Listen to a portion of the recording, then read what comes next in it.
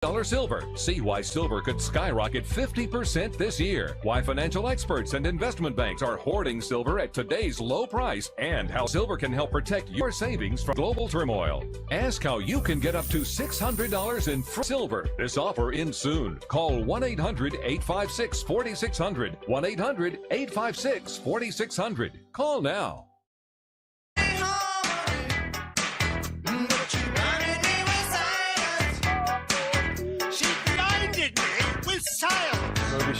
Weird Science. Do not look at it. This is my song I picked for the eclipse. Gotcha. Don't look. 1 hour away from the Great American Solar Eclipse.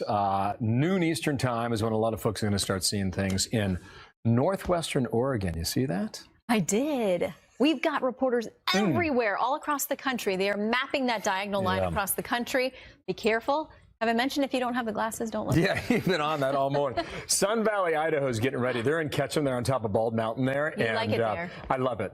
Really fell in love with it 20 years ago, and I go back every year. But there's a huge party that's about to take place in all these spots that you see across the map. So enjoy it. Shep takes over at noon today. So we're your place for the eclipse. Special coverage. Bye-bye. And we begin with a Fox News alert. President Trump expected to lay out his new strategy for Afghanistan tonight in a primetime address to the nation. Happy Monday to you. I'm John Scott. And I'm Melissa Francis. Tonight's speech from Fort Myers in Arlington, Virginia, coming after extensive meetings with top military leaders and a Pentagon analysis of the war that has now lasted 16 years. Defense Secretary James Mattis staying quiet on the plans as he made the trip to Jordan this morning, but hinted it could have implications for the number of U.S. troops overseas.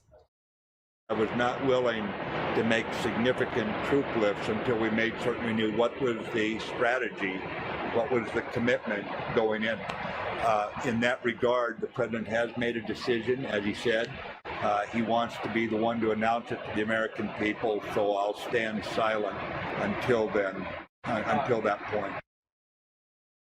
Boy, that's a good tease. We know it's going to be big news based on that. Chief White House correspondent John Roberts is live with more. John. Melissa, good morning to you. 9 o'clock tonight from Fort Myers, we will find out what the president has decided to do about Afghanistan. The decision was made for the most part in that Friday National Security Council meeting up at Camp David, where all of the president's top advisors gathered. And if he follows the advice of his top military strategists, people like James Mattis, people like H.R. McMaster, it's likely that we will see a significant troop increase in Afghanistan. There's about 8,400 U.S. troops there now.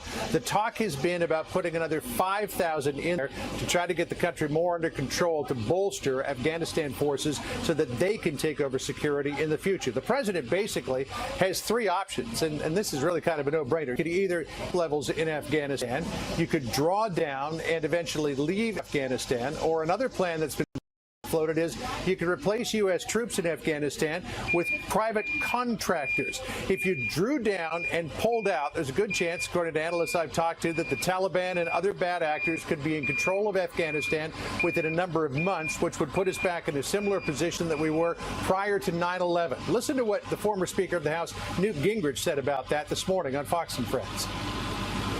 We are in a long-term struggle with terrorism, with Islamic supremacists.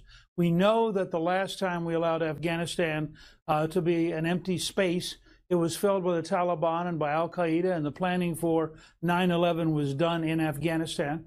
We know if we pull out and the government collapses, you're going to have some combination of us, al-Qaeda and the Taliban, running the country again. That's a long-term, very real threat to the United States and Europe and all of our allies. I'm told that the idea of private contractors to replace U.S. troops is likely an idea that won't fly. However, I am also told that they may increase the involvement of the CIA and special operators to keep the bad guys in check. It's no secret, Melissa, that the president has been very frustrated with the Afghanistan policy as it stands now. He looks at this and says this is the longest war that we've ever been in. You mentioned almost 16 years, and he doesn't see anything, or at least he hasn't up until now, seen anything that resembles a winning strategy. There was a National Security Council back in the middle of July, the president was said to be very upset by the fact that he had not been presented with anything that he thought could be a winning policy, nothing that he could sign on to. This is all a very close hold.